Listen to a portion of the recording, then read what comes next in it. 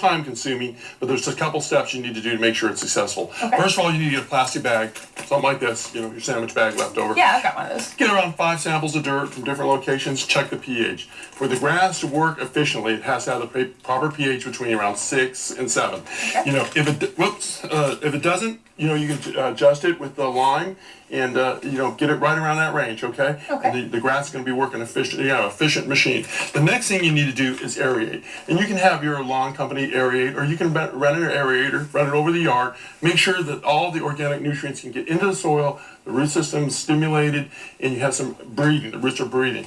You know, when you're selecting your type of fertilizers, you know, we got a whole range of them here. Here's some uncommon things that you can do to fertilize your grass. Mm-hmm. Right now you can compost, you know, in the spring and in the fall you can compost, put about a 1/4 inch of compost. You can use black cow, chicken manure, black you can black hen, you can use black cow, or you can make your own compost. You want to put about a yard on for every 1,000 square feet. Okay. The next thing you want to do to prevent weeds is you want to use corn gluten, around 20 pounds for every 1,000 square feet.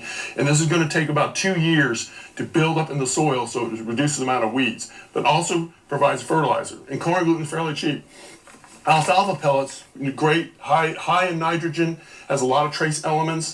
Put that on in the spring, you're going to really invigorate your grass, and relatively cheap. Like I said, ironite is another thing you could do to green the lawn up in the spring, okay, and also in the middle of summer. Some of the advantages of organic fertilizer is you don't have any runoff, you don't have salting of the soil, you don't have evaporation, no leaching, and all those things that are bad, especially if you live by the river and you don't want to dump this stuff in there. Yeah. What I normally do to start the spring off, I put a little bit of Green Edge, which is a really good product, only $9, locally produced. I didn't know that. Yeah, locally produced. You get a 40-pound bag, and you know, just you can be generous. It won't burn the lawn. The next thing, my favorite thing, is fish emulsion. These two things, love fish I do. emulsion. I go to every place in the spring that I'm going. Why is your lawn looking so good, Larry? I'm following your directions. Fish emulsion and Green Edge. They love that thing.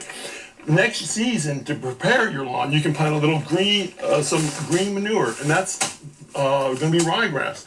One of the things about ryegrass is when you plant it in your yard, it's a nitrogen fixer. So it can take nitrogen out of the air and absorb it. So when plants, we have to have it in the root system. Yeah, And when you mow it, it composts and does great.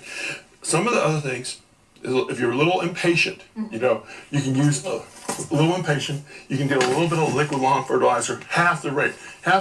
When your yard is in the soil is healthy, you're going to be building healthy soil, the bacteria, the fungi, stimulating the natural predators in the lawn. You can use this to make sure it greens up quickly when you're building the soil. You got one more thing? One more thing.